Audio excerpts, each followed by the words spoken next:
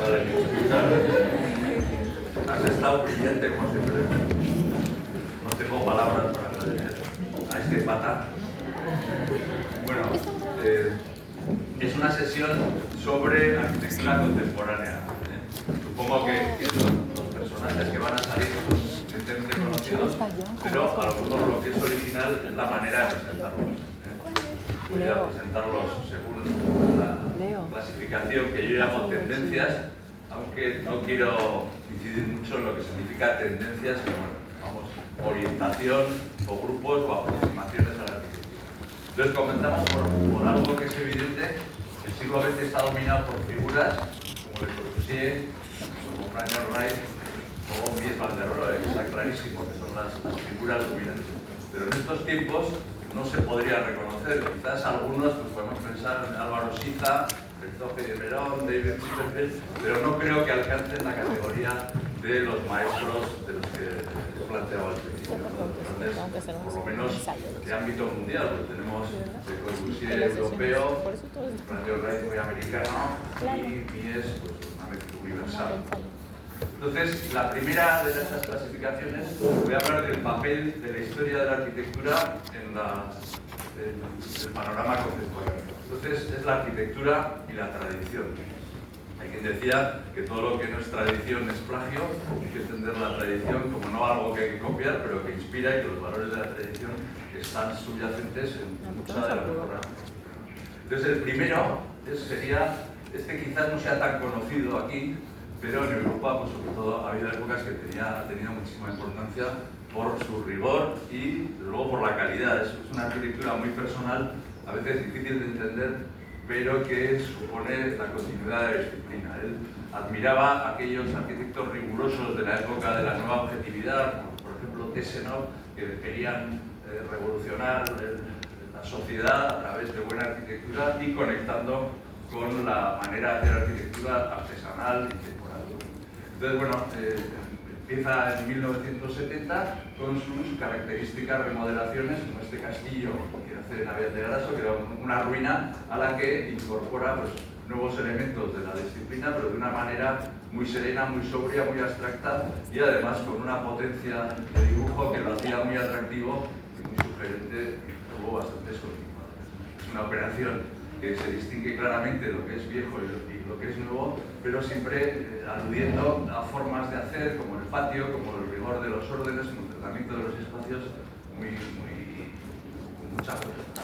Esta otra residencia, una década más tarde, en Chieti, es una residencia de estudiantes que tiene ecos de intervenciones neoclásicas. Esto recuerda mucho a Karlsruhe. En Karlsruhe hay una calle transversal en la que están estos pórticos de triple altura que dan una especie de potencia, serenidad y calidad urbana en un edificio que era una residencia de estudiantes, ¿no? Un lugar que no tenía, era un entorno bastante poco definido, entonces él quiso colocar un elemento que recordase a una urbanidad inexistente en aquel momento, ¿no? Y con esta propuesta, como esta de Berlín, que fue muy discutida, esta está construida, esta es en la zona de las que se han construido después de la reunificación berlinesa. Esto está cerca de Potsdamer Platz y reinterpreta un poco aquella arquitectura monótona, seria, rigurosa, pero que constituye el Berlín de piedra, ¿no? El Berlín histórico, el Berlín urbano de mucha calidad. Entonces, como ejemplo, la clase cojo la tendencia, el autor, o sea, una dupla de autores, y escojo un proyecto para interpretar la obra de cada uno de ellos. Esta es la primera, que voy a profundizar un poco más, que tuvo pues fue muy, si recordáis todas las polémicas que hubo en España cuando se hizo, empezó de 1985 a 1993 y era un problema realmente difícil. Sagunto es una ciudad que está al norte, muy cerca de Valencia, en la costa mediterránea.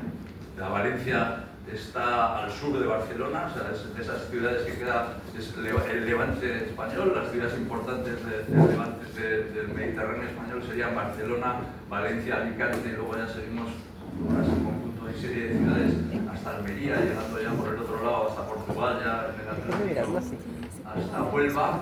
y en Sagunto tenían un antiguo, porque Sagunto fue una de esas poblaciones muy importantes en el periodo romano, ¿no? Y había un teatro que estaba en ruinas.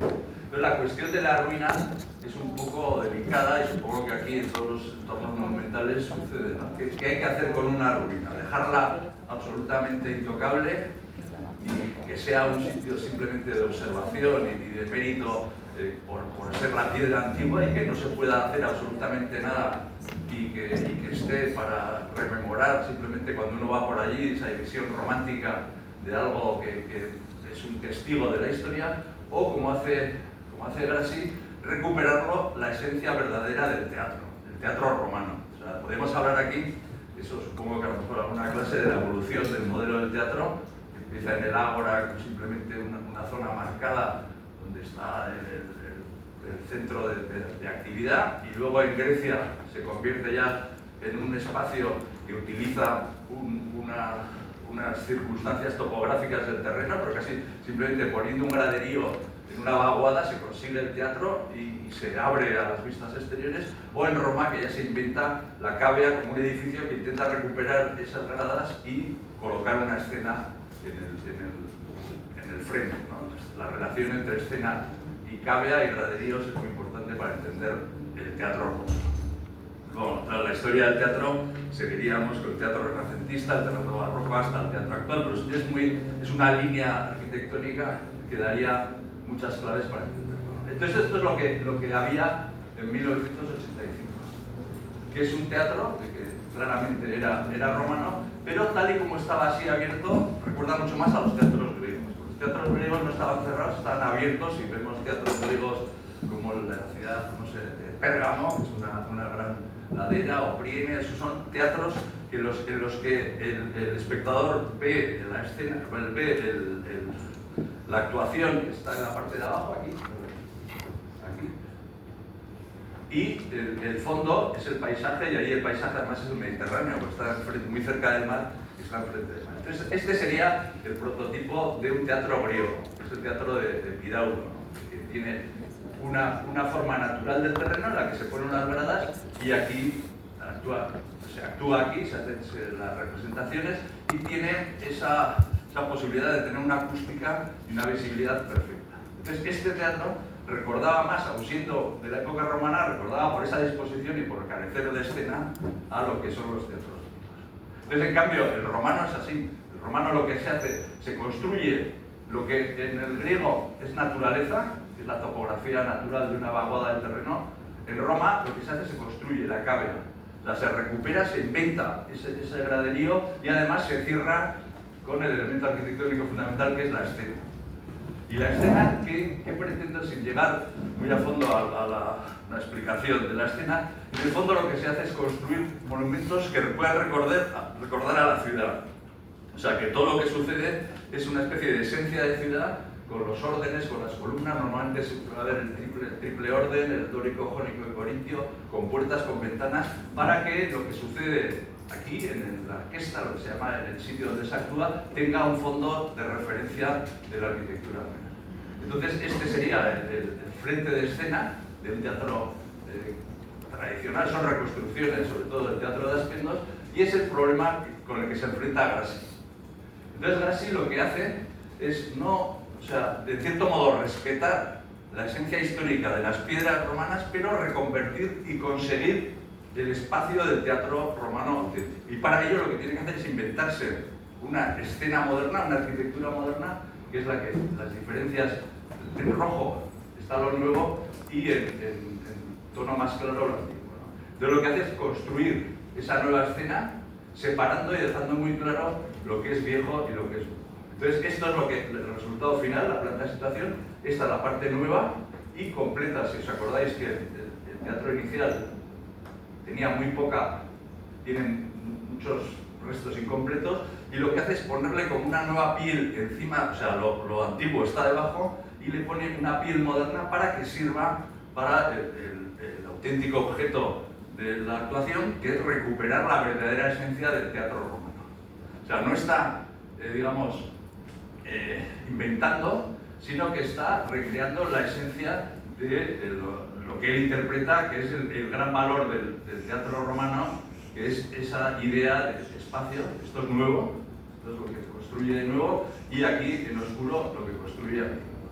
Esto tuvo una polémica tal que llegó a un juez que dijo que era una ofensa contra el patrimonio, y hubo sentencias de jueces que obligaban a derribarlo. O sea, esto en los años 90 entonces hubo una gran polémica, porque como un juez se mete a interpretar una obra de arquitectura y no entiende esta actitud de Grassi de ir a la esencia de los valores que él considera en el teatro. Entonces aquí se ve en naranja fuerte lo nuevo, y deja partes intocables, o sea, que se ven simplemente como resto auténtico de lo romano, pero aquí hace una especie de piel de mármol. O sea, yo he estado allí, he estado en verano, porque hay una temporada de teatro clásico viendo una obra de Shakespeare, La Tempestad, y desde luego es fantástico lo que se consigue, la acústica y todo. Lo que pasa es que, claro, tiene cierta polémica el invento de Grassi de reconstruir todo esto, pero con bastante austeridad y con bastante... Esto es la vista de los graderíos, la parte intocada antigua, la parte nueva, que está encima, o sea, es una piel que lo antiguo queda debajo. Y se consigue, recrea esta escena, pero no la recrea de una manera mimética, como si fuese un castillo de Walt Disney o algo que quiere ser absolutamente completo, sino lo deja pues con una intervención, un plano abstracto en el que se van colocando hallazgos que se sabía que eran propios del teatro romano, ¿no? Pues dobles columnas, y luego las piezas aparecidas que las coloca mosaicos en la pared, un poco a la manera de lo que puede hacer John Shone en su casa, ¿no? De poner restos y recuerdos de las piezas antiguas, construyéndolos ahí. Entonces este es el resultado. Esto es quizás lo más chocante, porque cambia la vista de aquello que era abierto, se vería las graderías de todos lados, y coloca este murallón abstracto de ladrillo para intentar recordar esa idea, ¿no? Entonces esta es la maqueta final y el resultado final. Y luego también completa unos restos que había del antiguo foro, y esta es la visión del teatro al final. Yo entiendo, puedes entender la polémica, pero el resultado yo creo que está a la altura o sea, me parece una intervención adecuada para un problema como este. O sea, pensad lo que puede ser, no sé, esto hacerlo en un entorno monumental conocido por ustedes, ¿no? Ir a Cuzco o los intensos y decir, bueno, aquí lo que quiero es completar lo que había. Entonces, hombre, la actitud es una actitud que se lleva, que es dejar que se vea muy diferente lo nuevo de lo viejo. O sea, que nadie le quepa ninguna duda. O sea, esto es un edificio moderno, hecho al final del siglo XX, pero lo que quiere es recuperar el espíritu del verdadero teatro, que es realmente lo importante del teatro, es el espacio y la acústica y la visibilidad. Y esto es la vista desde la ciudad.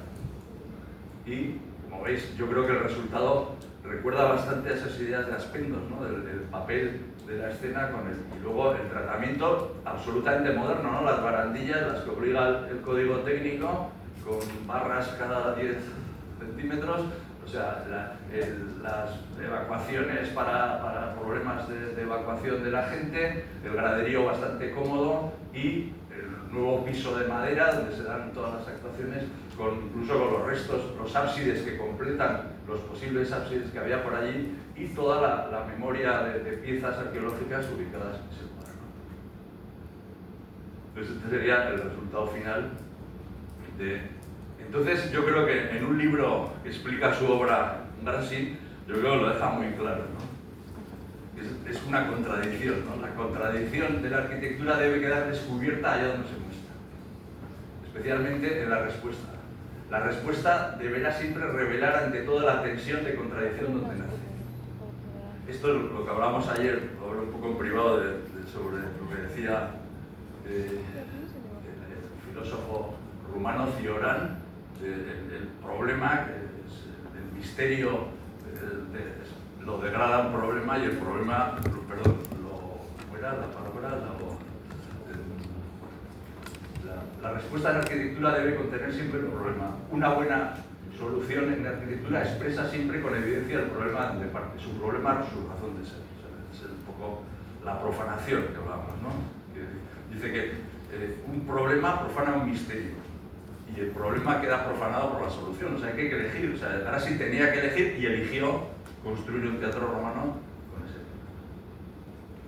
Entonces yo creo que es bastante claro esta actitud, ¿no? En cambio, lo de Moneo es una lectura absolutamente libre. Moneo es Rafael Moneo, supongo que lo conocerán, es el gran maestro de la arquitectura española del siglo XX y todavía sigue, aunque ahora los jóvenes empiezan a discutir un poco, empiezan a dudar. Hay alguna obra pues, que no gusta demasiado, en Ávila, alguna cosa, algún proyecto en el aeropuerto de Sevilla que plantea dudas. El Museo de la Universidad de Navarra a lo mejor tampoco es la gran obra que se esperaba. ¿Qué? En Aragonia, o sea, hay cosas un poco dudosas, pero sigue siendo un maestro y cada vez que se enfrenta con un problema nos da una lección. O sea, su actitud es, los encargos los convierte en lecciones de arquitectura. O sea, pero es una lectura muy libre, o sea, una manera a lo mejor superficial de calificar a Moneo sería de ecléctico. Puede ser porque no tiene una línea muy clara reconocible, bueno, aunque sí es bastante reconocible, al final su seriedad, el rigor y el cuidado que pone en todas las obras, pero siempre da una respuesta muy ajustada a su propia visión de cuál es el problema de la arquitectura. Comienza a finales de la década de los 70 con este edificio tan magnífico en la Castellana de Madrid, que era la ampliación de un banco, Bankinter, había un palacete neoclásico. La Castellana es una de esas grandes avenidas, la avenida hacia el norte de Madrid, que tuvo una época del siglo XX donde estaba llena de palacetes, llena de residencias, llena de palacios, o sea, un lugar bastante amplio, con mucha vegetación, con grandes carriles, grandes zonas verdes, y entonces en un momento dado se convierte en un lugar terciarizado, porque era muy caro para vivir, y se reconvierten los palacetes, se convierten muchos en oficinas e incluso en bancos. Entonces, una actitud era derribar los palacetes y construir un edificio moderno, pues a la manera de toda la arquitectura del siglo XX, de cristal, con fachadas, pero en cambio Moneo lo que hace es mantener el palacete que está en la primera línea de la Castellana y hacer un telón de fondo de un edificio que es casi una reinterpretación, pues cuando veamos la clase sobre Chicago, del estilo comercial de las oficinas de Chicago, con mucha seriedad en la composición, con una especie de utilización incluso de elementos formalizados en bronce, decorativos, un poco a la manera de Sullivan, un Sullivan muy cogido. O sea, siempre Moneo toma referencias como muy precisas y muy reconocibles para esa intervención. Pero si vemos la planta de este edificio, es un triángulo que se separa de la medianera del edificio contiguo, de las viviendas, y respeta el palacete. Aquí estaría el palacete y aquí está el edificio. Luego, este museo, que lo veremos con más detalle, que quizás sea su obra cumbre, no sé si estaréis de acuerdo, para mí me parece que de Moneo, el Museo de Arte Romano, además viene ligado a la intervención de Grassi en un teatro romano, porque aquí es un museo de arte romano el que construye. Luego tiene la galería del Museo Thyssen, que también era un antiguo palacete en el que introduce una serie de elementos expositivos, de salas de exposición, que lo hace con mucha maestría. Luego de la Fundación Miró es radicalmente distinto, es un proyecto que tiene muy en cuenta el paisaje, el lugar, un lugar bastante degradado de Mallorca, porque en Mallorca, al tener, es la isla del Mediterráneo, donde más turistas hay, entonces se ha ido degradando mucho el entorno próximo, ¿no? Entonces, lo que hace Moneo es situar la pieza con una geometría que hace referencia a la obra del propio Miró, una geometría muy rota y muy libre, y coloca una zona de agua para que la vista desde el interior del edificio, o sea, aquí arriba, todo esto es agua, para que desde aquí tape la vista y se vea un fondo del Mediterráneo. Este es otro proyecto. Moneo da el salto a Estados Unidos y hace una serie de museos muy interesantes, como el Davis, Massachusetts, y luego con Manuel Solá Morales en Barcelona hace este magnífico edificio que sería como un rascacielos tumbado en la diagonal. En vez de fracturarlo, es un edificio de oficinas con una dimensión que son como 300 metros, un edificio grandísimo, en el que hace con mucho acierto la elección del tamaño de las ventanas.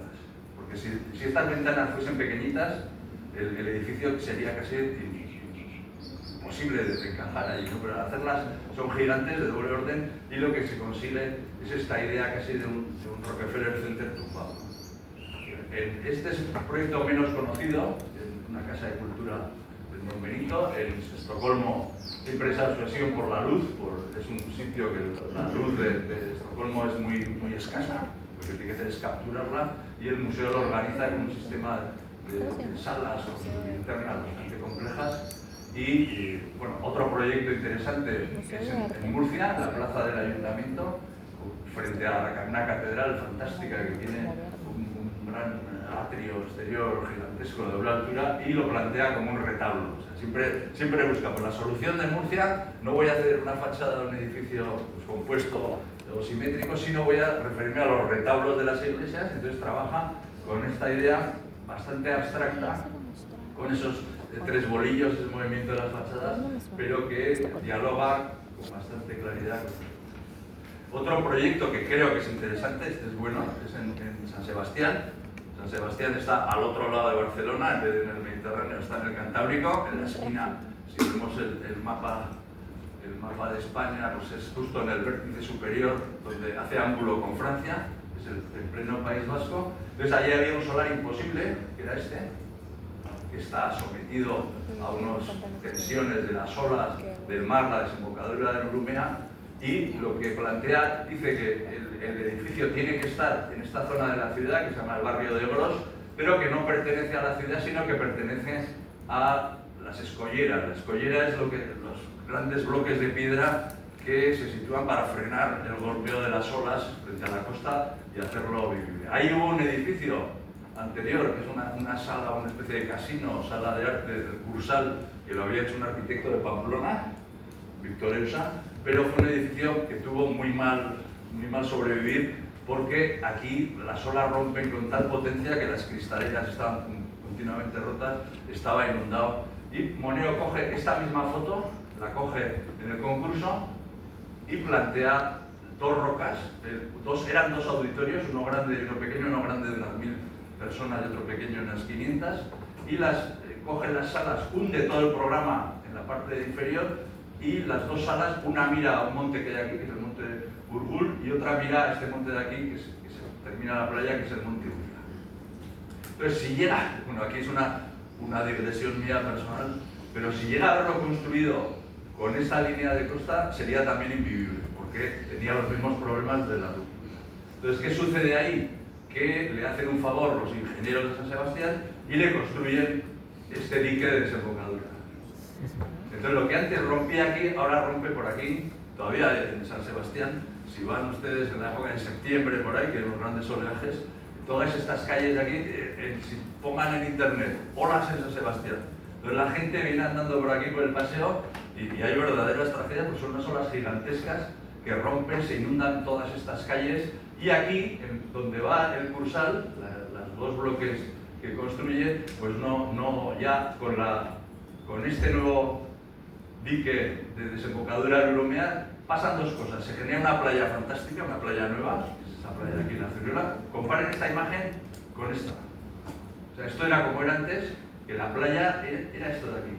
Porque todo lo demás, cuando se de la manera. Entonces, al haberle hecho este dique, en cierto modo contradicen aquella idea de Moneo, porque ya este dique lo que hace es meter a los bloques en la ciudad. O sea, hubo un concurso interesante porque lleva propuestas de Foster, de Isozaki, de Navarro Valder, y muchos de ellos continuaban la trama urbana hasta allí. O sea, pero Moneo se inventa esa idea del origen geográfico de su respuesta, que no tiene nada que ver. O sea, como ven, Moneo escoge lo que le conviene en cada momento. En lo de Miró, pues la planta con los grafismos de los tratados mironianos. En otros, aquí dice que no es ciudad, sino que es ingeniería, son las rocas varadas, que llaman. Pero claro, la realidad, es un edificio muy bueno, está muy bien, que en cierto modo tiene su truco, porque un auditorio tiene mucho programa, muchos elementos de distribución que en realidad los mete debajo. O sea, él escoge del programa aquello que le gusta, que son las dos salas, y el edificio se convierte en un podio empotrado en el terreno y sale las dos salas. Hay que decir aquí también una pequeña digresión, que Moneo al acabar la carrera estuvo trabajando con Utzon en Dinamarca, y cuando estaba Utzon haciendo la ópera de Sydney, y la ópera de Sydney es un poco parecido al truco. que coge la parte compleja del programa, la pones debajo en la base y saca los elementos de las salas, las velas eléctricas. Entonces lo aprendió bien y este es uno de los edificios más logrados por Moneo, porque estas cajas son de vidrio, tienen una transición, dentro de esa caja está de madera lo que son las salas, y ese espacio de transición es muy hermoso, el que queda entre que eso es muy de Kant también, esas ideas del estuche del violín. Entonces ahí lo hace. Este es el resultado final. Yo les recomiendo, si tienen ocasión de viajar a San Sebastián, aparte de los exquisitos pinchos y las tapas que son, y el chacolí, y pasárselo muy bien, porque es un sitio genial, que no dejen de visitar el Cursal, porque están. También en Houston trabajan, hacen unas bodegas en Navarra, las bodegas de Sivite, en las que la parte vinícola del trabajo la rodea una especie una pequeña torre y una capilla con una intervención. Luego su gran obra de más dimensión es la Catedral de Los Ángeles. Y también bastante polémico, este es Rafael Moneo, es un grandísimo arquitecto. No puedo, amigo no es, pero bueno, le conozco, me conocen, hemos trabajado, he tenido la suerte de dar clase con él 4 meses, con lo cual es un gran privilegio los que tenemos los profesores, que siendo modestísimos arquitectos podemos tratar a las grandes figuras. Es como si un estudiante de literatura estuviese hablando con García Márquez o con Vargas Llosa todo el día, ¿no? Entonces eso es bastante... Y entonces este ha sido muy polémico, pero tampoco tengo tiempo para explicar, era la ampliación del Museo del Prado, que está aquí en el Paseo de Recoleto, un sitio fantástico, y tenía detrás una iglesia, un convento, que lo que hace es incorporarlo a través de una cuña edificada y una sala. Bueno, pues vamos ahora a la obra clave, que es el Museo Nacional de Arte Romano de Mérida. Mérida es una ciudad romana, Mérida, el nombre viene de Mérita Augusta, ciudad meritoria, Mérida, que conocen muy bien aquí. Eso lo debería contar Lola, no yo, pero bueno. Entonces, esta es la ciudad de Mérida, que debajo de todas estas cosas pues hay un trazado de ciudad romana bastante bien conservado el trazado, pero está debajo de lo construido. Esto es algo que también, no sé si lo hablamos ayer con Pamplona, que las ciudades romanas están tan bien situadas en el territorio que cuando se abandonan no se quedan debajo, porque se construyen encima. Se derriban los edificios y se queda toda la piedra ahí, y lo medieval se construye encima de lo romano, y encima de lo medieval viene lo barroco, lo neoclásico, y lo moderno viene encima. Son capas de historia que están debajo. Entonces, Mérida, debajo de todo esto, han ido descubriendo cosas como el anfiteatro, el teatro, y por aquí había una serie de calles y trazas de una ciudad romana. Entonces, esto serían las trazas romanas, y a Moneo le dan un solar que en el fondo no era un solar monumental en época romana, era una zona que estaba relativamente próxima al Coliseo, al anfiteatro y al teatro, pero estaba ocupado por una serie de casitas medievales, y debajo había un trazado de calles, pero calles romanas. Entonces él tiene que inventar un monumento moderno, pero que rememore lo que es el arte romano. Entonces lo que hace, que en este problema piensa y se va a reinventar algo que él lo define como que va a hacer un homenaje a la construcción romana. Dice que los grandes edificios termales de Roma están construidos con muros de hormigón dentro de cofrados perdidos de ladrillo, o sea, fábricas de ladrillo, y dentro hormigones en masa. Entonces la utilización, yo creo que ese es el principio que se plantea. Voy a utilizar un sistema constructivo romano, y la lectura de ese sistema constructivo me va a hacer rememorar la esencia de la romanidad. Este es el trazado romano, y la zona, aquí se ve ya construido el edificio junto a este. Estos son los trazados. Por aquí tenéis la casa, ¿no? Está por aquí. El templo de Diana, está por aquí. ¿Por aquí? No, por aquí no.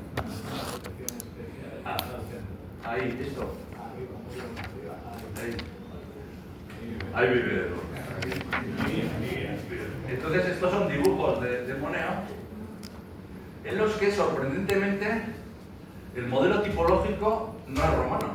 Es un modelo tipológico que podemos definirlo como que tiene algo de islámico, de esas naves paralelas que pueden estar en la mezquita de Córdoba, algo de, no sé, del sistema de desagüe de los acueductos, algo de las naves góticas civiles, lo que son las lonjas, las atarazanas, son los antiguos astilleros, que era muy simple. Un astillero es donde se construyen los barcos para navegar, entonces son muros paralelos al mar, donde se meten los barcos ahí, con un sistema de troncos los deslizan al mar. O sea, atarazanas quedan en Barcelona, las atarazanas de Barcelona, las antiguas, se puede parecer.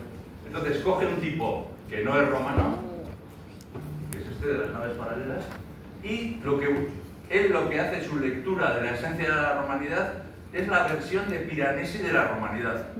O sea, Piranesi era un relector de la romanidad, de las grandezas, y en sus dibujos famosos de cárceles, este ambiente es el que da en este modelo. Es un modelo inicial de la idea del museo, que es muy curioso, porque es una maqueta que es casi un bajorrelieve hecho con cartón, me parece muy bonito. Entonces lo que busca es la recreación de ese espacio, pero a base de trampas, porque en realidad no son naves ni abovedadas como pueden ser las grandes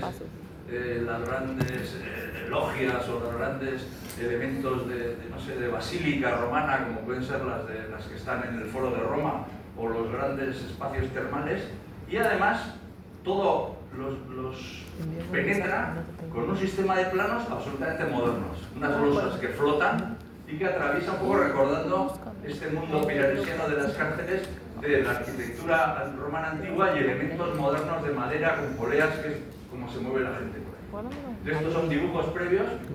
Entonces lo que él se inventa es una gran nave central hecha de la perspectiva de la sucesión de esos planos recortados, en los que se va a superponer, este sería el homenaje a la construcción romana, pero vemos que todo el funcionamiento del museo, las galerías, las salas y las zonas expositivas están resueltas con un lenguaje racionalista moderno. Pues son losas de hormigón muy finas para la proporción del tamaño, con barandillas de tipo barco del racionalismo de los años 30 y 20. Entonces, esta dualidad, estos son dibujos maravillosos, son todos a lápiz ensulfurizado. Imaginaos las horas del ladrillo, una raya, otra raya, otra raya, que lo supervisaba él. A mí me cuenta la anécdota que estaban trabajando ahí pues, a la tarde, hasta las 8:30 de la tarde, y entonces él llegaba, muy bien, ahora vamos a empezar a trabajar un poquito, a las 8:30, rayas, dibujar. No, y son dibujos maravillosos. Estos serían los alzados. Este es un dibujo que ya está en la historia de la arquitectura española, un dibujo axonométrico en el que está todo hecho a lápiz.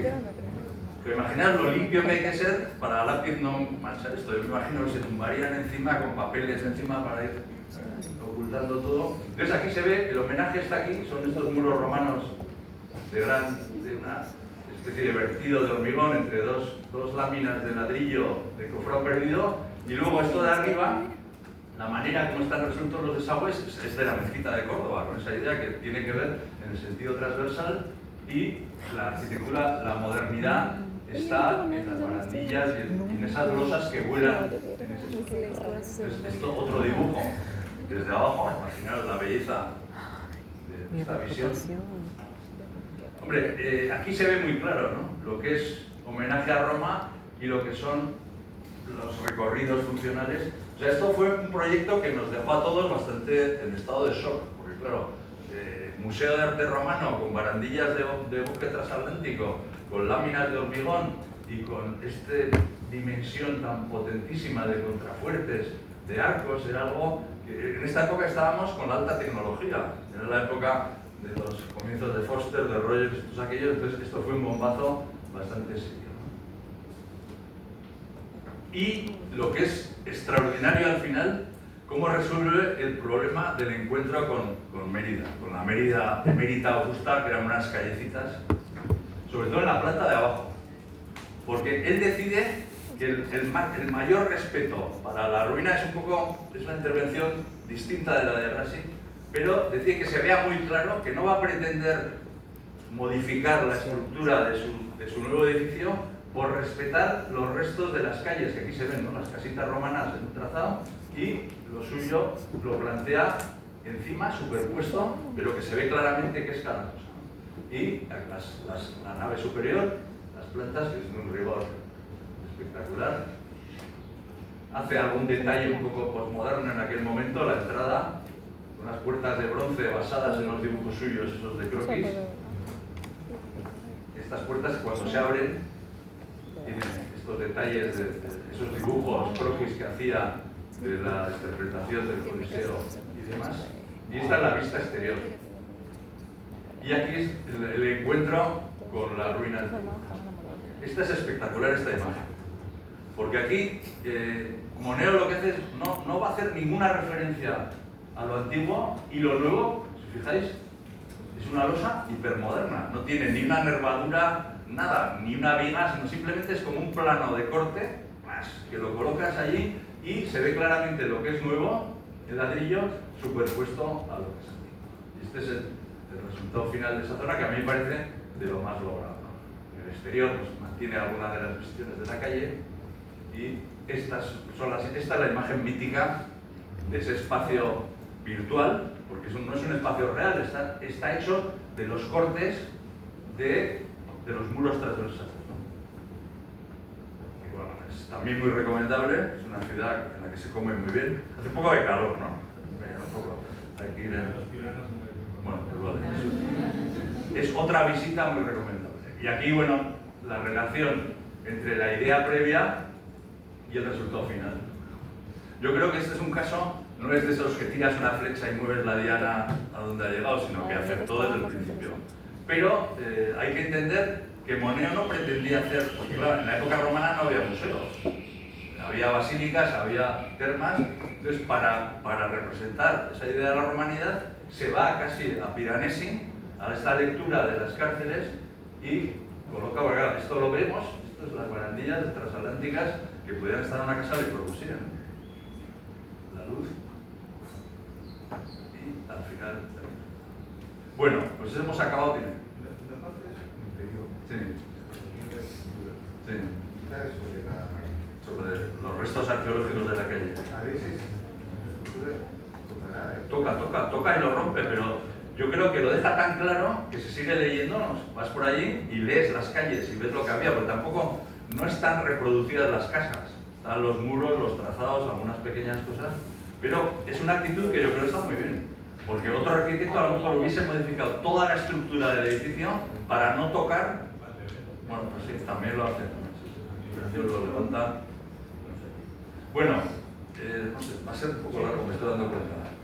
El siguiente es la técnica, toda de la historia. Y entonces, para hablar de la técnica de arquitectura, he escogido otra dupla y un Rex Foster, que es de la alta tecnología tecnológica, que ya le conocéis a Foster. Desde el principio este sería el ayuntamiento de la City de Londres, una especie de balón de rugby acristalado, que tiene una trayectoria, me parece fantástica. Foster es un grandísimo arquitecto, pero tiene tanta obra que ya al final ya no sabemos realmente qué es suyo. Es de la gran empresa Foster, que tiene una escuela de arquitectura más grande, o sea, su estudio es más grande que vuestro departamento y más grande que mi escuela de Pamplona, y tiene más arquitectos, o sea, pueden tener 600 arquitectos. O sea, es una cosa increíble. Tiene otro estudio en Madrid y ya es la gran superfigura, ¿no? Pero empieza haciendo una arquitectura que es influenciada por gente como los Smithson o Cedric Price, que era una vuelta a la autenticidad en el uso de los materiales, el brutalismo que llama, pero bruto no hay que entenderlo como brutalidad de malvados, sino el uso de materiales secos en esencia, ¿no? El brut, el champán en Francia, el brut es seco, o sea, es una arquitectura seca que no añade nada más que elementos constructivos, perfiles, chapas, techores. Este es un proyecto muy bueno, en 1973, que es una zona que había sido bombardeada en la Segunda Guerra Mundial con esta planta, y decide instalar ahí una caja de oficinas con un muro de vidrio. Este también es otro gran proyecto en el que, bueno, es una esencia de edificio sin ornamento, pero la propia sección del edificio se convierte en una especie de ornamento. Es un manifiesto de que yo quiero convertir en fachada algo que es un corte. O sea, este edificio se lee y se ve cómo es la estructura, cómo son las instalaciones, cómo es lo ocupado y cómo es lo vacío. Llega a extremos un poco excesivos. Tiene que diseñar una mesa de oficina y parece que hace un módulo lunar. Porque una mesa son 4 patas o tal, y entonces inventa esto, el sistema Nomos, que ahora es un objeto de deseo, ahora están súper valoradas. Pero claro, aquí yo creo que peca un exceso de no sé, mitificación de lo tecnológico, ¿no? Porque para no sé, ir a casa de Jorge y ver lo que es una mesa de oficina con cuatro maderos bien dispuestos. Y esto lo que pasa es todo súper regulable, hidráulico, le das a una llave, sube, baja, se mueve. Pero bueno, y esto ya también es el extremo, ¿no? En el 83 dice, para no poner unos pilares interiores, lo que hago es inventarme esto que me parece, esto es un poco exceso. O sea, para resolver una esquina de una nave, tener que inventarse esto que parece el mástil de un velero antiguo, pues bueno. Este es un gran edificio, pero también es una apuesta costosísima. En Hong Kong el metro cuadrado es muy caro, entonces lo que hace es intentar ocupar muy poco suelo y con dos grandes torres levantar esta superestructura con vigas. Esto costó como 8 veces más de lo previsto, pero es un edificio que ha funcionado. Y luego Foster explica que en Hong Kong hay muy poco espacio público, o sea, muy poco, muy reducido, es una ciudad que está todo muy abigarrado. Y entonces que ha conseguido con esta idea de elevar y de colgar todas las zonas ocupadas una pequeña plaza que dice aquí abajo, o sea, es una plaza pública porque está cerrada con una vidriera y las escaleras mecánicas de entrada la atraviesan, pero esto cierran la escalera mecánica y queda un espacio libre donde los domingos pues, se montan ferias, comidas, es un sitio que tiene bastante éxito. Otro gran éxito, me parece un aeropuerto magnífico, el de Stansted. Es muy pequeñito el aeropuerto, pero se inventa una especie de resumen de la tecnología y la concentración en una planta cuadrada que con esta serie de postes de pirámides invertidas donde se agrupan todo el tema de instalaciones, de información y tienen entera libertad para distribuir esto como quieran. Estaba hace poco ahí, entonces lo han convertido, como todos los aeropuertos son un inmenso duty free, y entonces hay una especie de laberintos, eso que parece que debería ser una planta muy transparente, muy clara, te metes en un laberinto por la tienda de perfumes, de tabaco, o sea, una cosa, pero bueno, funciona relativamente bien. Este es otra manifestación del poder, del poderío de Foster, que este es quizás la obra de ingeniería mejor de Europa de los últimos tiempos, en la cual hasta cierto punto él se apropia, porque en realidad el diseño es de un ingeniero francés, se llama Michel Burlevet, que él está encantado. Michel Burlevet dice que los ingenieros, aquí además estamos en una escuela de ingeniería, no les importa tanto el prestigio, que realmente los que entienden ya saben que esto no es de Foster, sino que es el diseño de Burlevet, pero que el concurso del gobierno de Francia quería tener una figura como Foster. Y entonces Burlevet está encantado, dice que el puente no hubiese sido tan bueno sin Foster, que no me lo hubiesen encargado sin Foster, aunque yo lo diseñé 10 años antes que Foster, pero que a él el éxito popular que no le importa y que, bueno, pues que ahí está. Yo creo que está muy bien, es un puente magnífico. Este es el ayuntamiento de la City de Londres, que aquí se hace como es, hacerse la Pascua para ponerse la novela, se lo hace muy complicado para resolverlo de manera muy tecnológica. Porque esto es una especie de bola de rugby de cristal, tiene un apelativo que no lo puedo repetir aquí, como le llaman a este edificio, que tiene que ver con los huevos, pero no lo voy a decir, pero está totalmente rodeado de cristal, que lo que hace es decir, bueno, para evitar la incidencia del sol, hacemos planos dobles.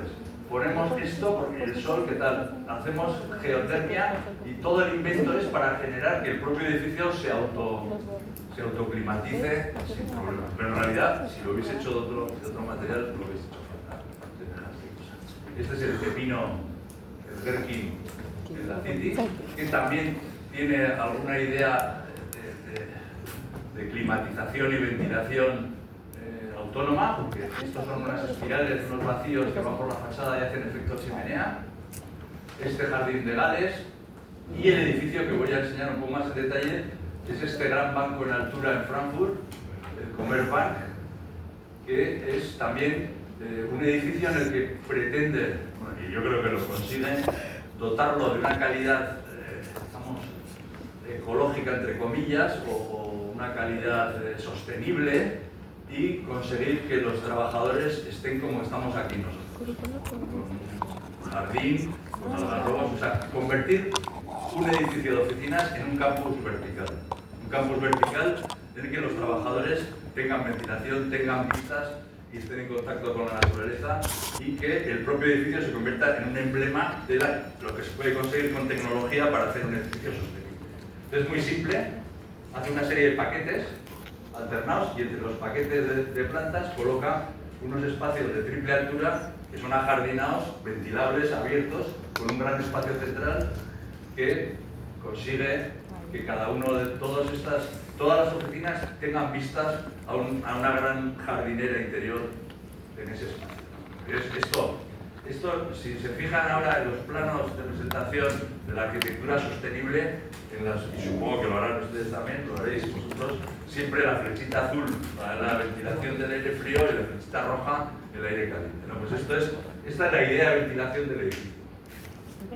Esto es también el diagrama verano-invierno, que quizás aquí no es tan claro, porque aquí no hay tanta, en Europa es fundamental, el comportamiento del edificio de invierno, entonces las posibilidades que hay en verano de abrir la parte alta para el efecto y en invierno convertir estos lugares, cuando hace frío, en lugares térmicos, agradables, con estas dobles fachadas, la flechita azul siempre presente, como veis, la doble fachada del aire que se puede salir. Estructuralmente es muy simple, son 3 patas de núcleos de comunicaciones y los paquetes de oficinas en puente, dejando siempre un lateral abierto y ajardinado. Entonces esto es lo que quiere, este es un dibujo de Foster, supongo que a posteriori, no sé si a priori puede ser. Los dibujos de Foster tienen este carácter casi posteriori, casi todos, no sé por qué, no sé qué me pasa, porque son tan bien trazados y tan bien dibujados que no hay ni una tachadura ni una todo sale ahí genial. Pero bueno, hay que reconocer que esto está en la planta 20 y tantas en un edificio en Frankfurt. O sea que es una cosa espectacular, ¿no? Que la gente trabaja ahí y estará encantado. Este es el edificio en el sitio. Aquí está, supongo que sea en invierno porque está todo esto cerrado, en verano se abre por la parte de arriba y se convierte en una inmensa chimenea de ventilación. Entonces, de esta dupla de tecnología viene el más discutible, por lo menos en mi país, que es don Santiago Calatrava.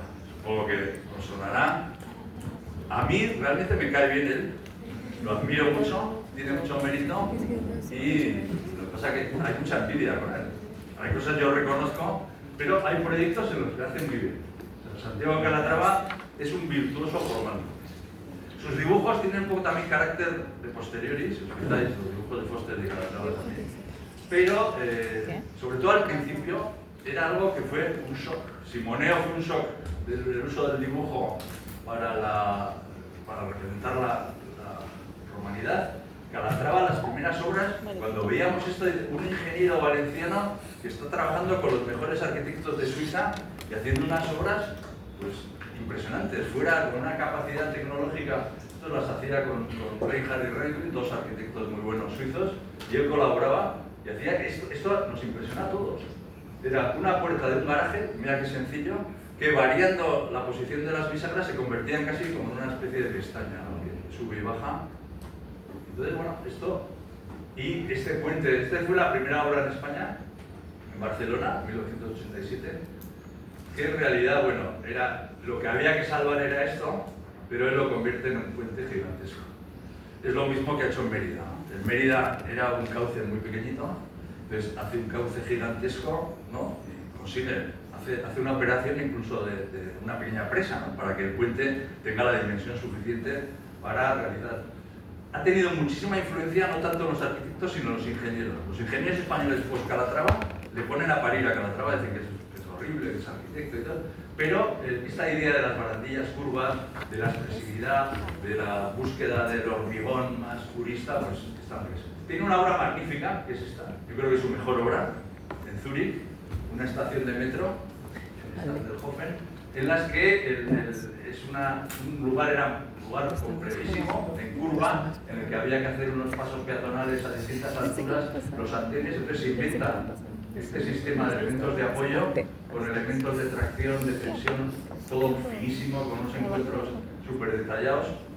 Él decía que se inspiraba mucho en los esqueletos de animales, esqueletos de un perro, por ejemplo, viendo el interior y cómo funcionan, pero el proyecto yo creo que es uno de sus mejores proyectos. Es indudable, porque ya veis la dificultad del sitio, ¿no? Una zona burguesa residencial de Zúrich, y había una estación de tren antigua y había que ampliarla con unas pasarelas y unos pasadizos y realizar esta obra. Esta no está mal tampoco, Football en Toronto, y en Barcelona le invitan a hacer para los Juegos Olímpicos la torre de teléfono. Entonces, bueno, él se inspira en Miguel Ángel y un poco se lo cree, ¿no? Me comentaba un crítico estadounidense, Moss, un crítico muy famoso suizo, que en una cena, hablando y tal, pues que comparaba esta obra al Miguel Ángel, uno de los esclavos, ¿no? Entonces, pues sí. No dijo que no, pues, o sea, que estaba y se lo creyó un poco. Esta obra no es tan buena porque en origen el fuste era el doble de alto. Y ahora, al final, pues por problemas de presupuesto, no tenía tanto dinero Telefónica para hacerlo, al final pues se queda como una especie de lámpara de mesa, ¿no? Una cosa que no tiene la fuerza que podría tener, porque claro, esto al ser, imaginaros, construido el fuste el doble de alto y el remate arriba con esa tensión de la inclinación. Y luego hace estas esculturas. Esto es un tema que quiero llamarles la atención porque la escultura de Calatrava, las esculturas que hace Calatrava nos enseñan un poco la idea que tiene él de la arquitectura. Le gusta impresionar con la habilidad que tiene para resolver problemas de estabilidad, problemas de equilibrio.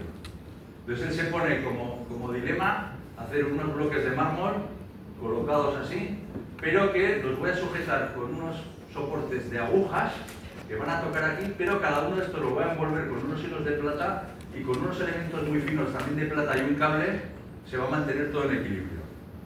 O sea, se plantea un problema, es como un trapecista y ahora sin red, pero vamos a ver qué virguero soy resolviendo estos problemas de equilibrio. Entonces hace esto, bueno, no son de mármol, estos son de caoba. Y como ven, es un hilo finísimo, entonces eso impresiona, cómo se sujeta eso. No te lo preguntas porque lo ves. O sea, aquí no tienes ninguna duda de cómo se sujeta, porque es casi como un esquema de un problema de física. Ponen un peso, un cable, una polea, y esto se ve que no tiene ningún drama. Bueno, está muy bien hecho, es muy fino el detalle este de aguja de plata, da casi como un poco de grima que va a pinchar, pero ahí está. Esto está atado por un cable finísimo, este hilo, esta especie de aguja de plata sujeta aquí y nos deja mirar o esto. Aquí el equilibrio también se ve muy claro cómo sirve, ¿no? O esto. O sea, es ponerse problemas y resolverlos con habilidad. Y no pensar nada más. Solo lo único que piensas al ver esto, joder, qué fino es Calatrava, qué bien ha resuelto el problema, ¿no? O esto, por ejemplo. Y en su arquitectura hay mucho de esto. Hay arquitectura espectacular resuelta de una manera espectacular. Es arquitectura espectacular. En cambio, hay otros ejemplos, como este que veremos luego, que este nos hace pensar un poco. Tú ves esta escultura y dices, eso es imposible, eso se cae. Pero te hace pensar qué pasa con eso. Luego hablaremos de cuál es la razón de eso. Esto, les pregunto, ¿cómo se sujeta esto? ¿Cuál es la razón para que eso no se caiga? ¿Qué se te ocurre? ¿Tal vez? ¿Algún tensor? Yo no veo ningún tensor. Aquí sí veo tensores.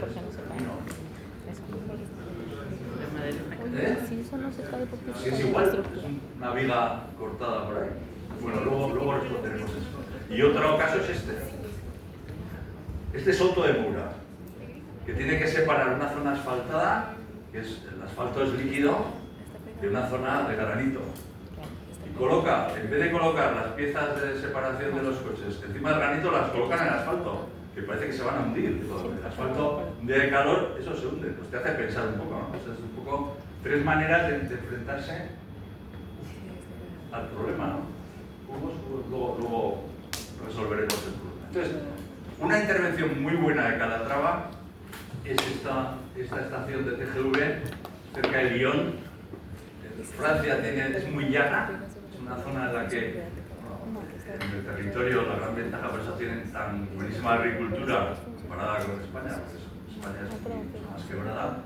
Entonces es muy llana, pero no tiene, en la zona del Lyon, cerca de la ciudad sí hay desniveles, pero esta zona de Satolas era una estepa inmensa en la que no había referencias ni de paisaje, ni de escala, ni de estación, ni nada. Entonces le obligan a hacer un intercambiador, bueno, le obligan, está encantado de hacer un intercambiador de alta velocidad con aeropuerto y con autopista. Y entonces él decide poner una huella en el territorio. O sea, es casi como las flechas que hacemos con el ratón en la pantalla. Bueno, hay que marcar el sitio. Pues él pone una flecha en ese lugar del territorio. ¿Qué es eso? Tenemos el aeropuerto, la alta velocidad y la autopista. Entonces él decide que va a resolverlo, va a poner en este lugar una flecha. ¿Qué es esta flecha? Que la pone ahí, del aeropuerto pasas a la alta velocidad y de ahí a la autopista. Entonces, su proyecto es señalizar una importante centro de comunicaciones con esta flecha. Y todo es la flecha. Y la hace con una habilidad increíble. Es un gesto territorial y por dentro, claro, sensacional. Estos son como antropomórficos. Esta zona de la estación son como hombres con las patas abiertas y sujetando la cubierta. Las naves. Entonces, él ha conseguido ese efecto de, en un lugar donde no había nada, o sea, yo creo que está muy bien resuelto, o sea, señalizar lo que interviene con un gesto tan radical. Lo lleva tal al extremo, hasta cierto punto, con ingenuidad. Por el aeropuerto de Bilbao es como una paloma. O sea, las palomas vuelan, pues un aeropuerto tiene que tener, le llaman la paloma al aeropuerto. Y es bueno, que al final, si van a Bilbao en avión, el parking está muy bien, quizás el aeropuerto tiene sus pegas, pero eso es lo que hace cada uno. Entonces ya llegamos a la siguiente, que es las artes plásticas. Entonces, a Gehry le podemos llamar escultor de edificios, que hay que pensar de dónde viene. En California, esta arquitectura colorista, waiting for the big one, o sea, esperando para el gran terremoto, que es todo muy ligero, muy industrial y con mucho movimiento. Comienza, la historia de Gehry es un escultor, o sea, comienza por ser escultor con una relación muy intensa con todos los medios artísticos de pintores, de escultores, y de ahí lleva su relación con Guggenheim y que Guggenheim le contrate para el concurso de Bilbao. Pero inicia, esta es una obra mítica, la colección de casa de su madre, que imagino que conocerán, o estas casas en las que se ve el poderío que tiene, porque Gehry, por supuesto, es buenísimo. O sea, esto lo hago yo y me sale una castaña, pero gente con esa sensibilidad para manejar volúmenes, para manejar materiales, para manejar... O sea, lo que tiene Gehry es que él es muy bueno, pero es muy malo, no le copien. No le copien porque hay quien lo ha intentado y queda fatal. Fíjense, por ejemplo, Philip Johnson, las últimas obras eran un intento. Philip Johnson ha estado siempre intentando copiar a la gente, pero últimamente intentaba copiar a Gehry y era el resultado bastante. Pero Gehry era muy bueno, como ven. O sea, esto le sale muy bien. El campus de Loyola, cómo maneja casi con cierta abstracción, ¿no? Casi queda como surrealista, como equínico, ¿no? Esos elementos. Pues esta, la casa Schnabel. Schnabel es un gran pintor también. O sea, Julian Schnabel le hace esta casa. Y además con el uso de materiales relativamente industriales, ¿no? El cobre, el plywood, toda la malla metálica para resolver. O esto, cómo se relaciona con Oldenburg, y en unas oficinas coloca, Oldenburg hace esas grandes esculturas de cambio de escala, coloca estos prismáticos y hace su edificio. El primer edificio en Europa es este, porque los de Mitra tenían mucha sensibilidad para acoger a gente interesante de las artes plásticas, y hace este edificio en el campus Mitra, que hace sus muebles, es un mueble de cartón muy conocido, todos lo pueden intentar copiar, estos sí, de cartones recortados. Esto ahora es una pieza de museo. Entonces, no duran mucho, porque de tanto sentarse se acaba deformando, pero son muebles. Y entonces llegamos a la gran obra. Supongo que esta la conocen todos, imagino. A lo mejor no conocen tanto Bilbao, o sea, conocen la obra, pero no conocen las circunstancias en las que surge. Esto es Bilbao, que le pasa lo de Pamplona, que es una ciudad muy clara, se entiende muy bien que es el origen medieval, cómo es la primera expansión y cómo es el ensanche, ocupando todo aquello construible. ¿Qué diferencia tiene Bilbao? Que está muy encajonado. Aquí hay una línea de colinas y aquí hay otra, y hay un río navegable con mareas, que es el Nervión, que es este de aquí, que está implícito en el origen. Era un puerto que está a unos 12 kilómetros del mar, que está por aquí, pero era navegable. Cuando la marea era alta, podían llegar los barcos hasta aquí. Entonces fue un puerto importantísimo en la época medieval y empezó a surgir. Casi fue una ciudad-estado, Bilbao. Tenía el consulado y era una ciudad por la que se canalizaba todo el transporte comercial de Castilla, la lana, el grano y todo eso, se distribuía a toda Europa. No era tan importante como Sevilla en los casos de navegación, ¿no?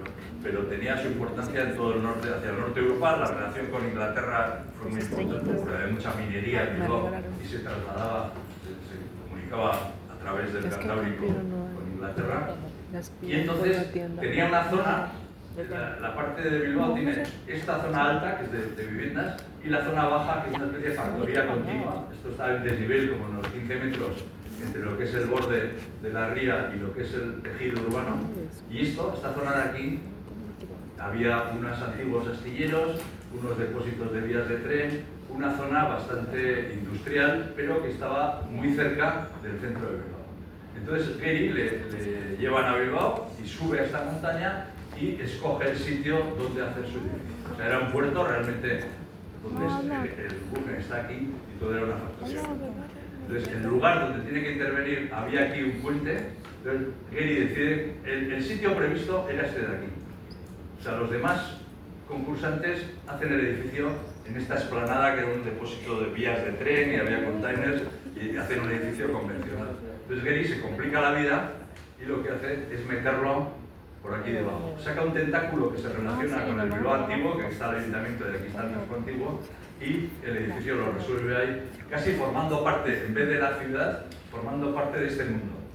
O sea, lo que él quiere es hacer como una gran nave con la potencia que tiene, porque yo iba al colegio aquí cerca y al fondo de las calles se veían pasar los barcos echando humos. Era una relación de lo urbano con lo marítimo y el puerto industrial muy pequeño.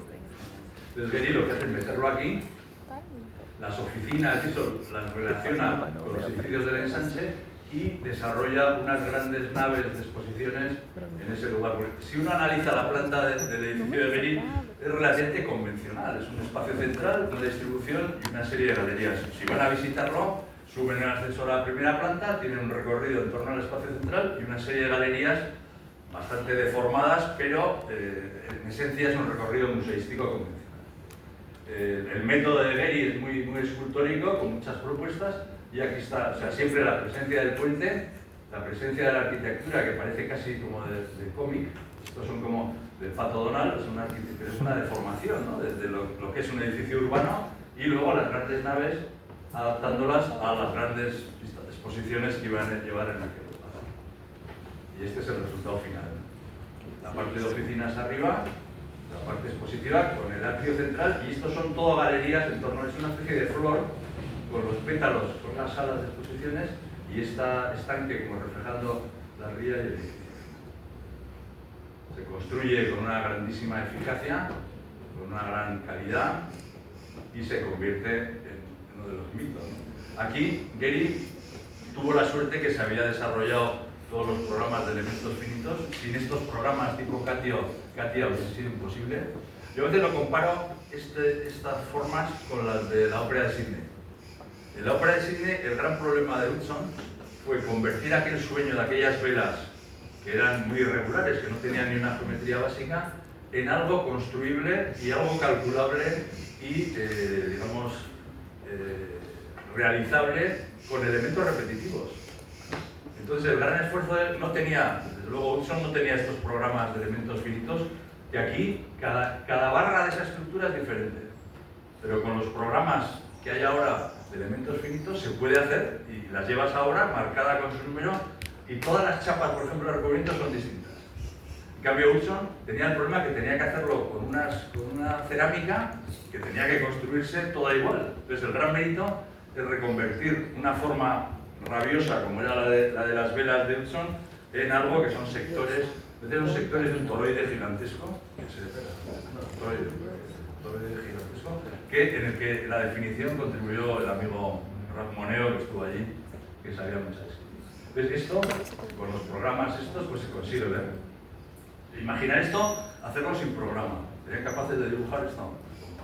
Con 5 noches o 10, a lo mejor sí, ¿no? Jorge, ¿tú serías capaz de hacer un programa?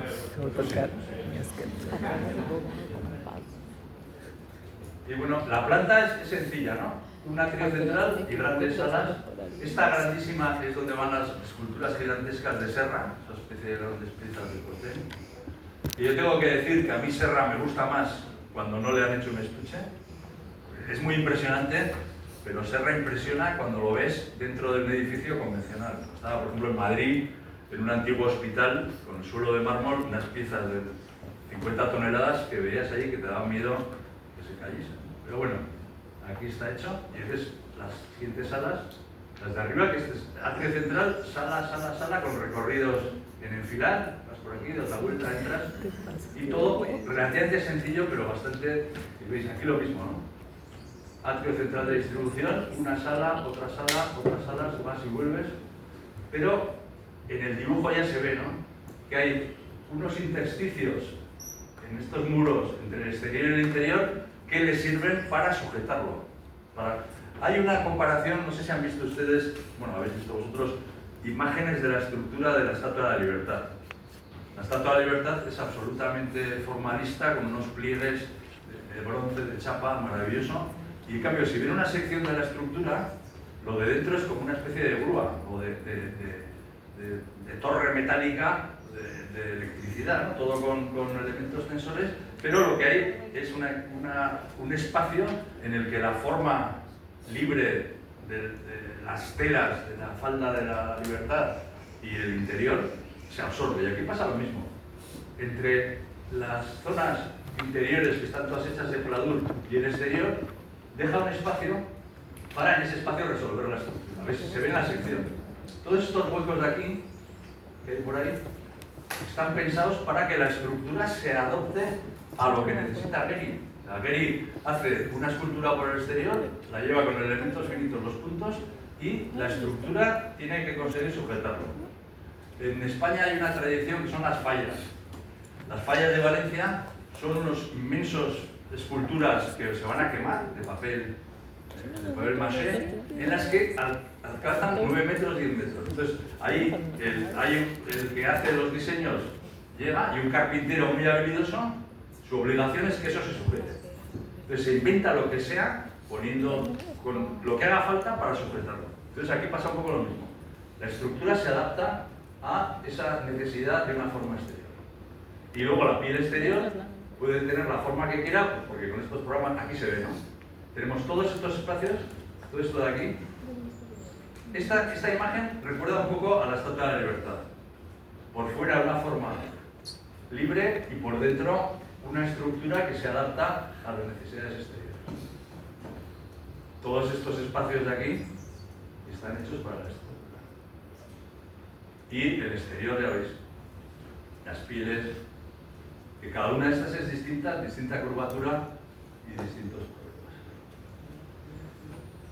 Tiene alguna pega porque, como están, eso además lo reconocen en la crítica de Galiano, que luego veremos, que cuando haces un edificio de estos, cada pieza se hace según un proceso de fundición y de laminado, entonces están numeradas. Pero hay una ligera variación entre una cosecha de una laminación y la siguiente, y no son nunca iguales. Si esto pasase con las tejas o con los ladrillos, todos iguales, llegas a la obra y un ladrillero hábil lo que hace es mezclar, si son desiguales, para que todo quede. En cambio aquí, como viene marcada cada pieza como es, este batch de aquí es de una fecha distinta de este de aquí. Entonces se nota un poco, es un defecto que, bueno, veis, ¿no? Esto es un batch, este es otro, pero bueno, es maravilloso, porque además es titanio, que es una... Aquí no han podido barajar, porque claro, cada pieza está hecha para el sitio, ¿no? Y este es el resultado final. Me parece espectacular. Esto hace ya ¿cuántos años? 30 años ya. Yo conozco muy bien esta zona porque he vivido aquí, pero la conozco muy bien. Y yo tuve, cuando se hizo, me equivoqué, porque dije, esto es como cuando vas a una pista, invitas a tus amigos y pones un dress code, vengan de oscuro tal. Pero entonces hay un amigo tuyo que es un poco punky y rockero. Y aunque le digas que venga de traje y corbata, viene con sus tachuelas, con su cuero, con sus votos y tal. Entonces el primer día, oye, qué bien, qué majo, qué divertido, todo el mundo saludándole, tomando copas.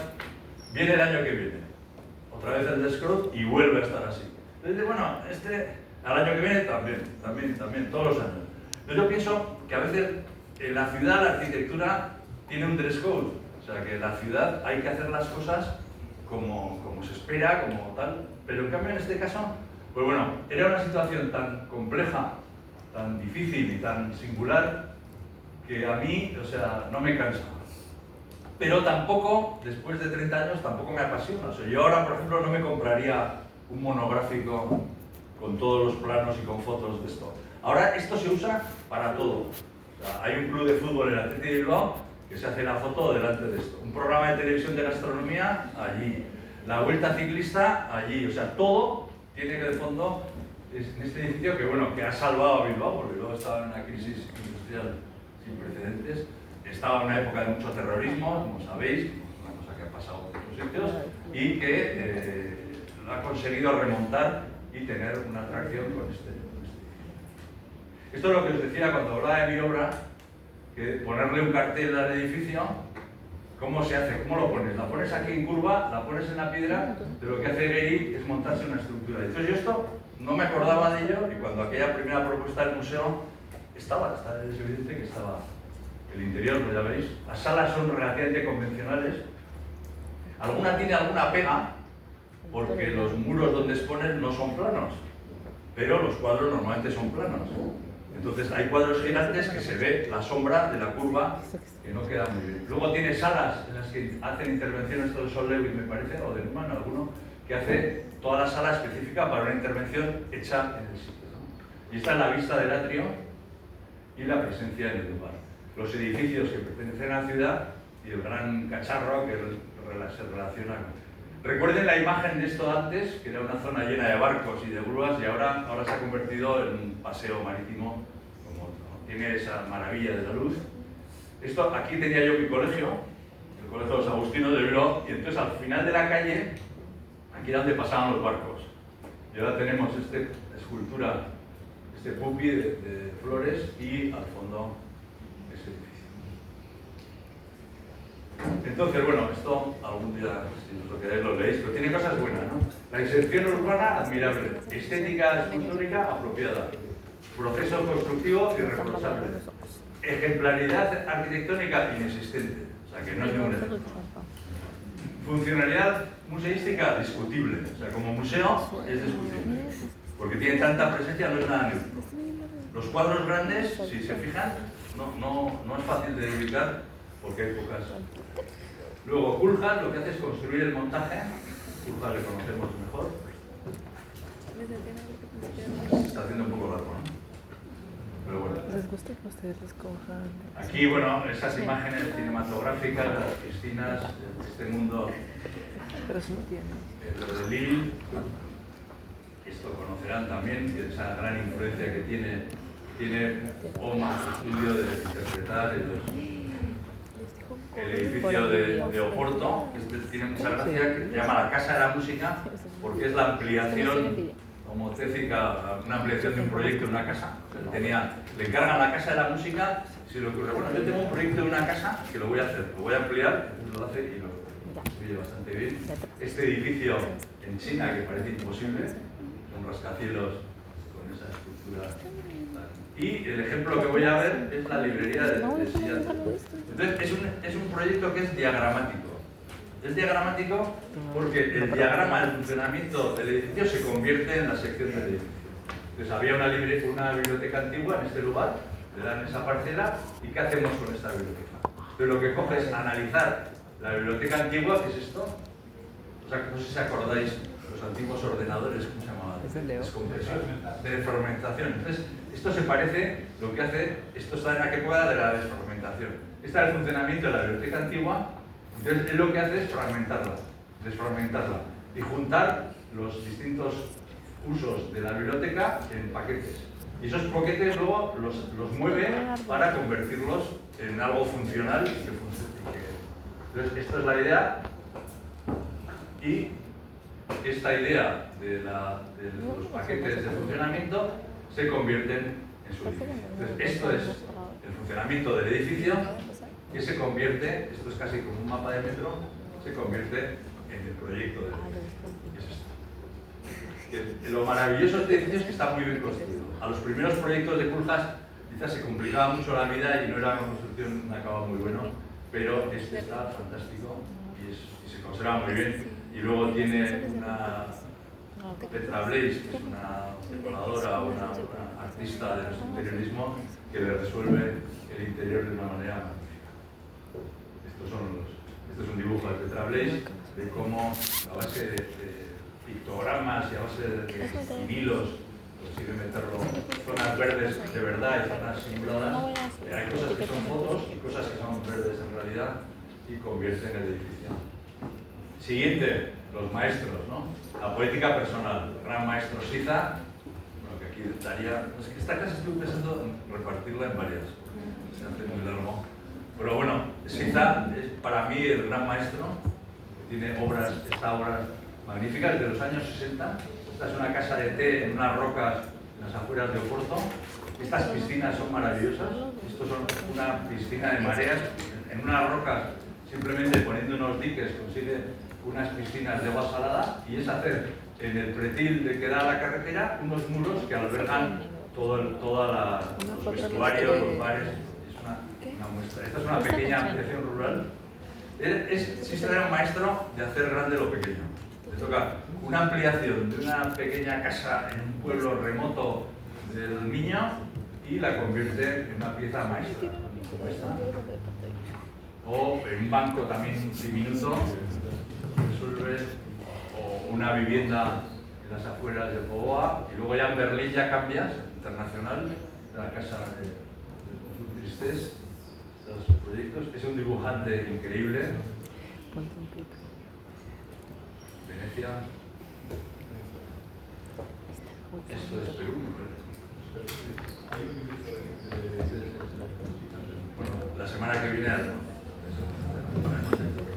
tendré mal de altura, pero por la tinta se seca. Las estilologías funcionan bien. Pues esto lo hace con bolígrafo. Y este soy yo admirando su obra de la iglesia, que para mí me sorprendió muchísimo. Porque es una pequeña iglesia que la que le da vuelta a toda la imaginería, a los ábsides, al espacio, y es una obra maestra. Claro, ¿la veis? Llegas al pueblo por aquí y está de espaldas. Lo que crea, tienes que hacer un recorrido, llegar aquí, y la fachada crea una pequeña placita, que esta es la casa parroquial, y esta es la entrada de la iglesia con una puerta sorprendentemente monumental, que no da a la ciudad. A la ciudad da este ábside, que es al revés. Los ábsides salen para afuera, estos son ábsides invertidos, pero con un juego de luces maravilloso. Es la planta y los interiores son... Aquí se ve un poco la idea, ¿no? La ciudad por aquí, que obliga a hacer una pequeña peregrinación, a subir, llegas aquí y de repente miras y te encuentras la fachada que da a ese pequeño lugar. Y es esta, una fachada de dimensiones para sacar, como en España, como los pasos de Semana Santa tienen figuras muy altas, hay grandes portones en las iglesias. Esto es la vista desde fuera, que es una potencia. Aquí están unas puertas que tienen 7 metros de altura, pero que marcan. Y el interior, pues podéis imaginar los juegos de luces, la maravilla que hay. Tiene una cosa muy interesante, que es que todo está tratado de una manera sutilísima, incluso doméstica, ¿no? Porque el sagrario es un pequeño armarito, pero es de plata, está ubicado. No sé si se ve aquí, la Virgen está colocada a la altura de la gente, donde te sientas, puedes rezar, pero puedes tenerla al lado, ¿no? Y tiene esta vista del paisaje para reflexionar del lugar. La cruz es una cruz bastante abstracta, todo está tratado, pero bueno, la sensibilidad de los materiales. está la Virgen. El reclinatorio también está diseñado por él. El sagrario, la pila bautismal, con una serie de dibujos suyos colocados en el espacio del magisterio, que es un poco la reflexión sobre la idea de diseño de Siza, ¿no? Esta es una lámpara que se llama Flamingo, que es preciosa. ¿Tuviste estas? Esta fue una oportunidad, estas eran baratísimas. Nadie les conocía, las producían en España y hubo un momento que se podían comprar por nada. Muebles. Otro arquitecto también de mis favoritos, que es Juan Navarro Valderas, el del pintor, que esta es la creación de Camila, que era un gran artista plástico. Esta foto se llama El peso y la columna, para reflexionar sobre lo que es el peso. Este es un peso de báscula, una columna. Esta es una instalación maravillosa, la Galería Minson. Es un columpio que está sujeto ahí de una manera, es un cable con un nylon de pesca transparente que no se ve, pero parado en el momento. Pintor maravilloso de la luz y escultor. Entonces, esto es lo que vamos a dar la solución al dilema que estábamos hablando antes, esta pieza. A ver, ¿qué hemos dicho? ¿Cómo se sujeta? ¿Con un cable? ¿Alguna propuesta más de cómo se sujeta eso? ¿Qué tiene? ¿Algo? ¿Dentro?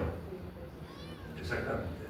La trampa es que esto por fuera es exactamente igual, pero este está relleno de plomo.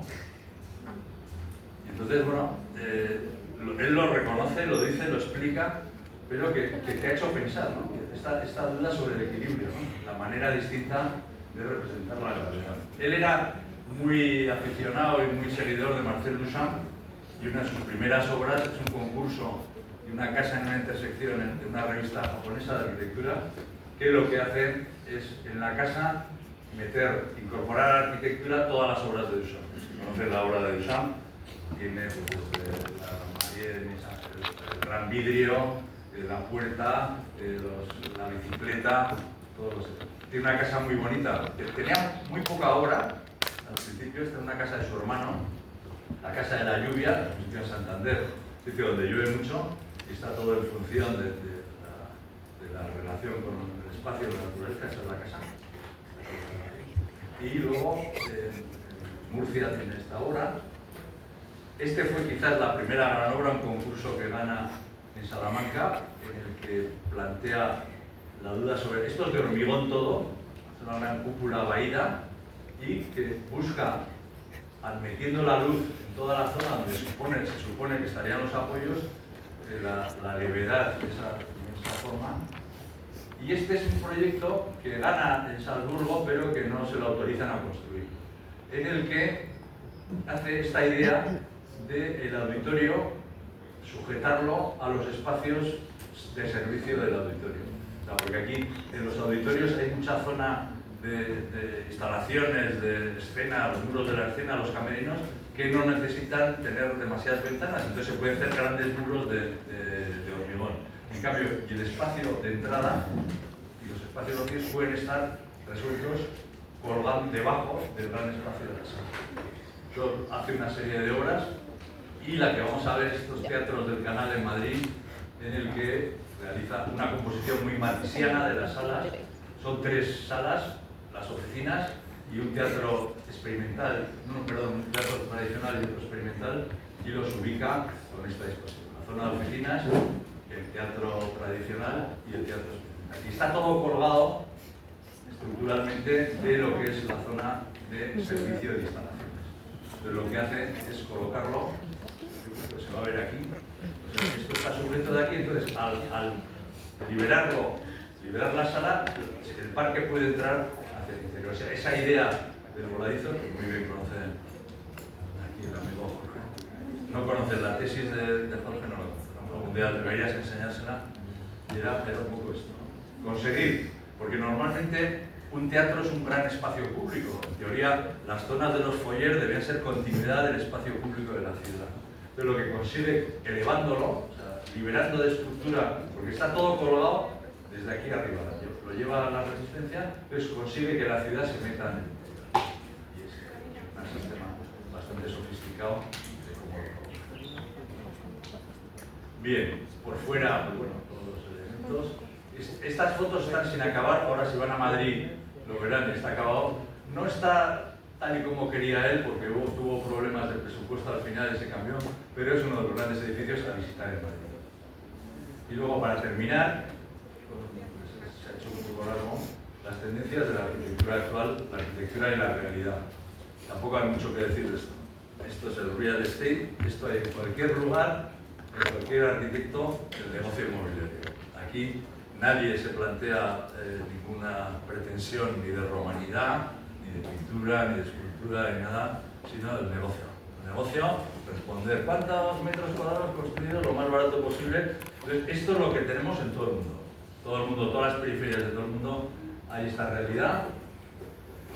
Esto es curioso porque, claro, esto tiene una historia, hay que conocer a Stirling. Stirling hizo una operación urbanística en Runcorn, de unas casas, una gran ciudad, todo con muchas pretensiones formales, pero que a los 10 años vino la crisis de la energía, que funcionaba todo centralizado con fuel oil y imposible, y lo tuvieron que derribar.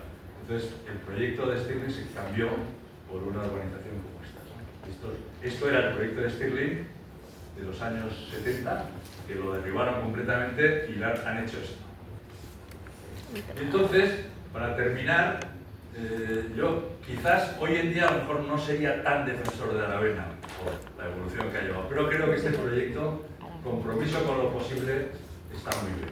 Creo que es un proyecto hecho en Chile para casas baratas y que pues, esto lo conocéis todos muy bien, no voy a explicar la propuesta, esto lo conocéis perfectamente, el Previ, supongo que lo estudiáis en Previ, ¿no? Cuidado, yo también me gustaría saber más de lo del Previ, pero bueno. Entonces, esta es la propuesta de Stirling, que era la idea inicial, y cómo se ha ido transformando y en qué ha quedado. Estas eran las propuestas de Stirling. Esto es todo, creo que es lo que vemos en el día a día, ¿no? Esto no sé si es, bueno, esto es Lima, de las afueras. Pero esto en inicio era esta propuesta de Stirling, que pensaba que se iba a construir. Esto es lo que esto es en Iquique. Entonces en Iquique plantea viviendas ampliables. ¿Cuál es el problema con el que se enfrenta Aravena? Bueno, estoy poniendo mi versión. Normalmente cuando se hace este tipo de agrupaciones, el defecto es la calidad urbana del espacio público. Porque en cuanto esto se expande y crece, tiende a ocupar el espacio público.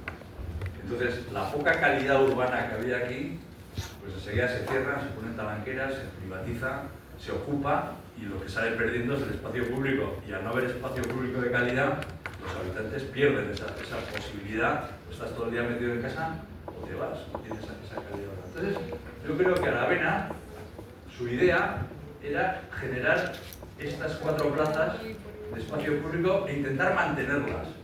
O sea, que estas operaciones pudiesen crecer, pero manteniendo esa cierta calidad que no hay en ningún lado. En estos sitios, si quieres pasear por aquí o estar, no hay nada. O sea, son las calles, los rincones, no hay ninguno. Entonces, generando esto, pero vemos que él construye estas piezas y deja intersticios en altura para que sean ampliables, ¿no? Quizás lo conocen esto, ¿no? Por no. Entonces lo que hace es construir en planta baja esto, deja esos espacios y construye en plantas altas. O sea, el espacio disponible para la ampliación no es en planta, no interfiere con el espacio público, sino interfiere con la altura, ¿no? O sea, son los lugares ampliables, están en esos espacios, con lo cual, esta es la idea inicial. Si estas casas se quieren ampliar, van a rellenar esto, pero manteniendo libre la calidad de la plaza. Entonces esto es lo que va pasando. Aquí ya vemos que no es tan libre, ¿no? Que empiezan a ponerle vallas, empiezan a meter el coche y pierde un poco esa idea. Aquí están construyendo, pero en el fondo a mí me parece una propuesta interesante lo de las medias casas, y seguro que hay posibilidades de otra manera, pero manteniendo por lo menos esa idea. Eso es como está ahora, las últimas realizaciones. Esto es lo que no debería pasar, que se privatice, pero bueno, a ver quién controla esto, ¿no? Pero por lo menos algo de posible espacio público comunal que da en esta propuesta y luego en el interior con la autoconstrucción. Bueno, espero que no se haya cansado mucho. Deja abiertas muchas propuestas.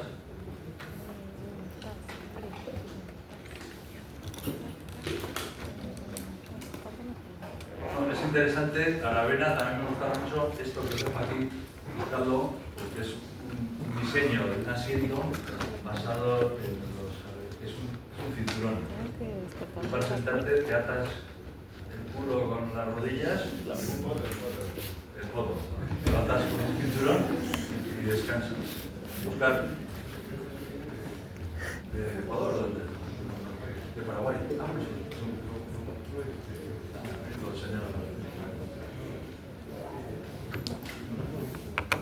Solano, con un señor, para desmentirle a Aravena, pues bueno.